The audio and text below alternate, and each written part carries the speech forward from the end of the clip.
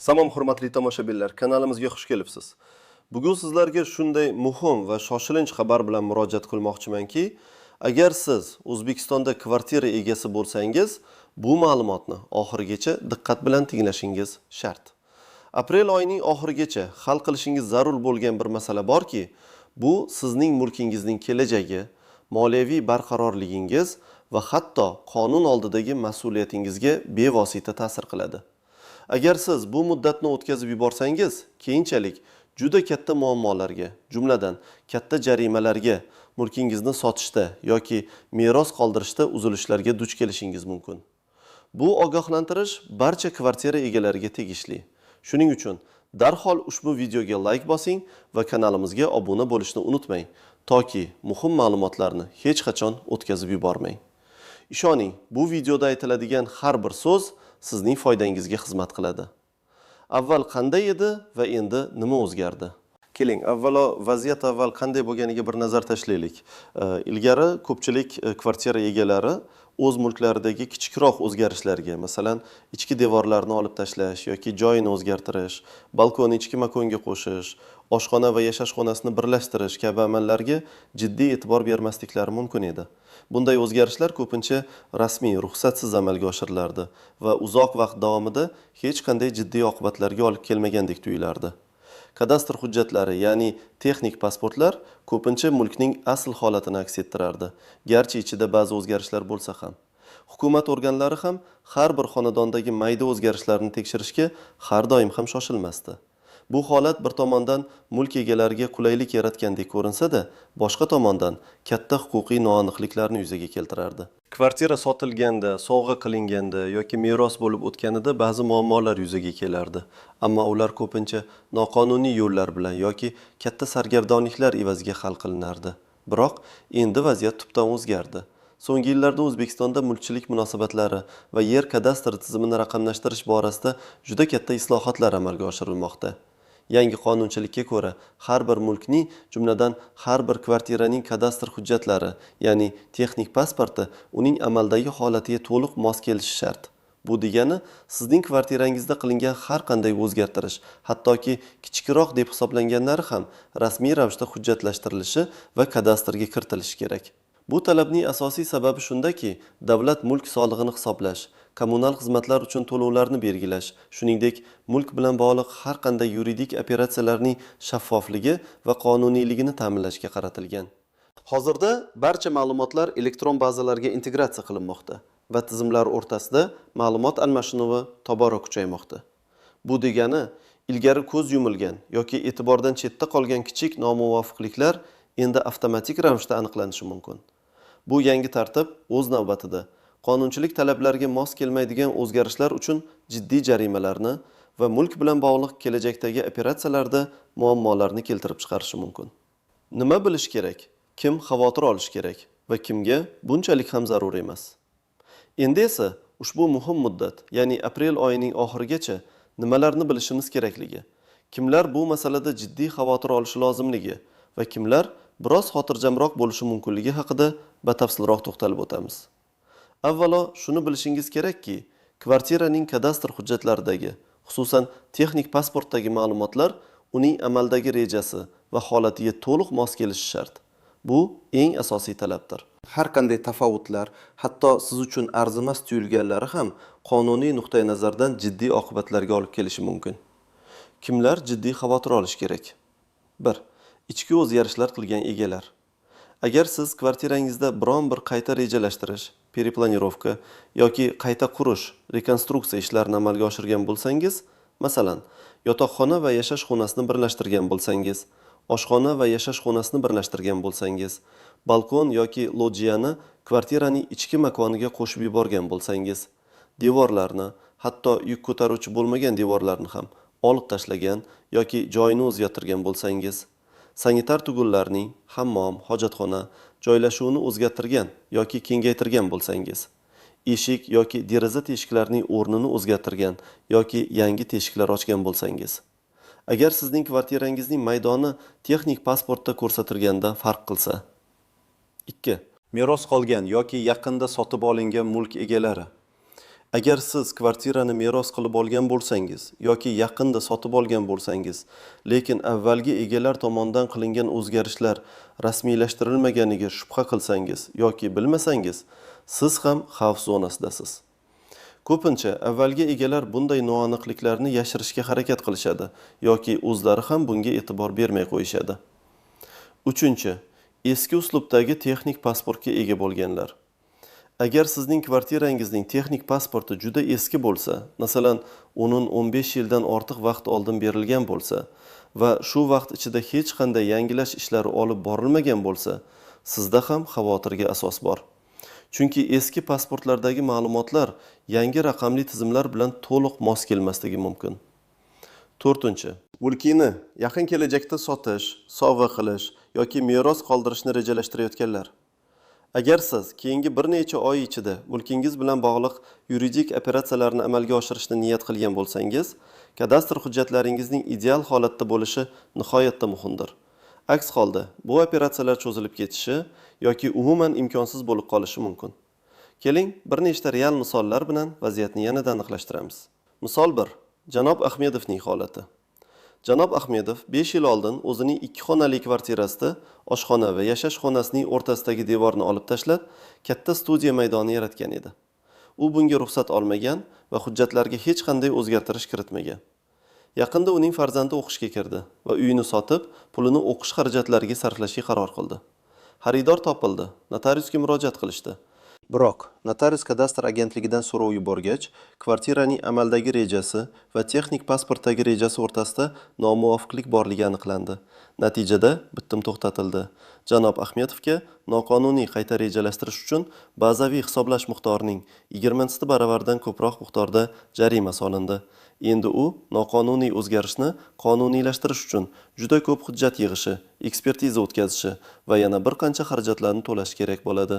Bu jarayon haftalab, hatto oylab cho'zilishi mumkin. Bu esa farzandining o'qish xarajatlari masalasini murakkablashtirdi va xaridorni yo'qotishiga sabab bo'ldi. Misol 2. Xonim Karimova bilan bog'liq vaziyat. Xonim Karimova 10 yil avval o'zining 3 xonali kvartirasidagi kichikroq yotoqxonaning bir qismini hammomni kengaytirish uchun ishlatgan edi. Bu o'zgarishni ham u rasmiylashtirmagan. Hozirda hukumat kommunal xizmatlar uchun to'lovlarni hisoblashda mulkning kadastr ma'lumotlariga, jumladan umumiy maydoniga va xonalar soniga yanada qattiqroq asoslanishni joriy etmoqda.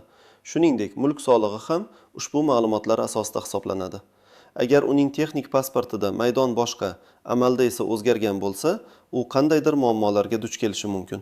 Masalan, uning kommunal to'lovlari noto'g'ri hisoblanishi, balki o'tgan davr uchun qayta hisob-kitoblar amalga oshirilishi yoki mol-mulk solig'i bo'yicha nomuvofiqliklar kelib chiqishi mumkin.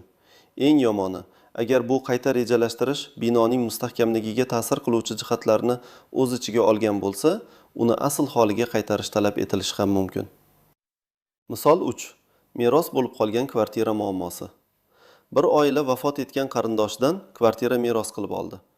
Ular merosni rasmiylashtirish uchun notariusga murojaat qilishganida, kadastr agentligining so'rovi natijasida kvartirada 20 yil avval amalga oshirilgan, ammo ro'yxatga olinmagan o'zgarish, masalan, deraza o'rniga eshik o'rnatish orqali xonalardan biridan balkonga chiqish joyini o'zgartirish borligi aniqlandi. Endi merosxo'rlar ushbu noqonuniy o'zgarishni qonuniylashtirish uchun qo'shimcha xarajatlar va uzoq byurokratik jarayonlarga duch kelishmoqda. Bu esa oilaning og'ir damlarida kutilmagan moliyaviy va vaqt talab qiladigan muammolarni keltirib chiqardi. Kimga bunchalik ham zarur emas, lekin tekshirish baribir tavsiya etiladi. 1. Yangi qurilgan binodan kvartira sotib olganlar. Agar siz yaqinda, masalan, oxirgi 1-2 yil ichida yangi qurilgan binodan kvartira sotib olgan bo'lsangiz va sotib olish jarayonida barcha hujjatlar kadastr agentligida rasman ro'yxatdan o'tgan bo'lsa va siz kvartiraning ichida hech qanday o'zgarish qilmagan bo'lsangiz, sizning holatingiz nisbatan xavfsizroq. Chunki yangi obyektlar allaqachon zamonaviy talablarga muvofiq rasmiylashtirilgan bo'ladi. 2.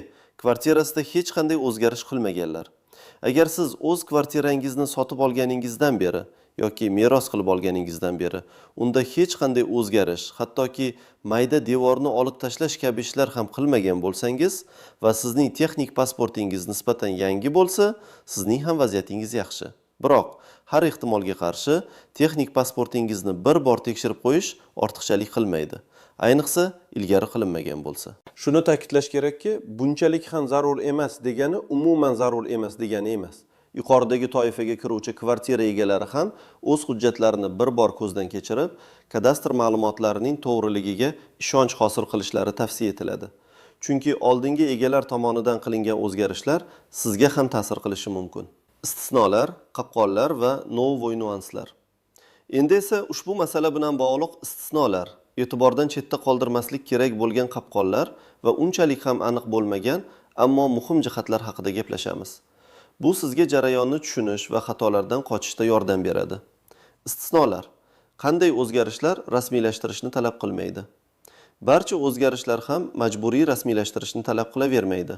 Asosan, kvartiraning asosiy konstruktiv elementlariga, yuk ko'taruvchi devorlarga, muhandislik kommunikatsiyalarining gaz, suv, kanalizatsiya joylashuviga jiddiy ta'sir ko'rsatmaydigan, faqat kozmetik xarakterdagi o'zgarishlar odatda qo'shimcha ruxsatnomalar va hujjatlarni yangilashni talab qilmaydi. Ularga quyidagilar kiradi: devor qog'ozlarini almashtirish, bo'yash, shpaklyovka qilish kabi pardozlash ishlari. Ichki eshiklarni almashtirish, agar eshik eshiklarining o'lchami va joylashuvi o'zgarmagan bo'lsa, santexnika uskunalarni, unitaz, rakavina, vanna zamonaviylarga almashtirish, agar ularning joylashuvi o'zgarmagan bo'lsa va kommunikatsiyalar tizimiga jiddiy aralashilmagan bo'lsa. O'rnatma mebellarni, shkaf kupe, oshxona garnituralari o'rnatish. Yoritish asboblarini almashtirish, kafel yoki laminat pol yotqizish. Ammo shuni unutmangki, har bir holat individualdir. Agar sizning o'zgarishingiz yuqoridagilarga o'xshasa-da, sizda shubha tug'ilsa, kadastr agentligining mutaxassisi bilan maslahatlashish ortiqchalik qilmaydi. Qopqonlar, ehtiyot bo'ling. 1. Jarayonni muddatidan kechiktirish. Aprel oyining oxirgi kunlariga yaqinlashgan sari kadastr agentligi va uning hududiy bo'limlaridagi navbatlar juda ko'payib ketishi mumkin. Bu esa sizning hujjatlaringizni topshirish jarayonini ancha cho'zishi mumkin. O'z vaqtida murojaat qilmasangiz, sizga muddatni buzganlik uchun jarima solinishi yoki sizga kerakli xizmat ko'rsatilishidan bosh tortilishi mumkin. Bu sizning qo'shimcha stress va kutilmagan xarajatlarga duch kelishingizga olib keladi. 2. Norasmiy yordamchilar. Bozorlarda yoki e'lonlar do'skalarida tez va arzon narxda kadastr hujjatlarini rasmiylashtirishda yordam beraman degan e'lonlarga duch kelishingiz mumkin. Bunday shaxslar ko'pincha noqonuniy yo'llar bilan ish yuritishadi va sizni yanada kattaroq muammolarga giriftor qilishlari mumkin. Qonuniy jarayonlarni faqat rasmiy organlar orqali amalga oshiring. Soxta hujjatlar bilan bog'liq jinoyat ishlari ham bo'lishi mumkin. 3. Hujjatlarning to'liqsizligi. Kadastr agentligiga murojaat qilishdan oldin barcha kerakli hujjatlarni to'liq tayyorlaganingizga ishonch hosil qiling. Bitta hujjatning yetishmasligi ham sizning arizangizni ko'rib chiqishni kechiktirishi yoki rad etilishiga sabab bo'lishi mumkin. Bu esa sizning vaqtingiz va nervlaringizni behudaga sarflaydi. 4. Jarayonni noto'g'ri tushunish. Har bir qayta rejalashtirish yoki qayta qurish o'ziga xos talablarga ega. Sizning o'zgarishingiz faqat texnik pasportga o'zgartirish kiritishni talab qiladimi yoki unga qo'shimcha ravishda loyiha hujjatlari va ruxsatnomalar ham kerakmi? Buni aniq bilishingiz kerak. Noto'g'ri tushunish, noto'g'ri hujjatlarni yig'ishga yoki keraksiz xarajatlarga olib kelishi mumkin. Novoy, aniq bo'lmagan nuanslar. 1. Kelajakdagi mol-mulk solig'i va kommunal to'lovlar. Hozirda Davlat soliq qo'mitasi va kommunal xizmatlar ta'minotchilari kadastr agentligining ma'lumotlar bazasi bilan integratsiya qilinmoqda. Bu degani, sizning kadastr hujjatlaringizdagi har qanday nomuvofiqlik kelajakda sizga mol-mulk solig'ining noto'g'ri hisoblanishi yoki kommunal to'lovlar uchun nohaq qarzdorliklar yuzaga kelishiga sabab bo'lishi mumkin. Hatto siz bu o'zgarishlarni bevosita moliyaviy foyda uchun qilmagan bo'lsangiz ham. 2. Sug'urta masalalari.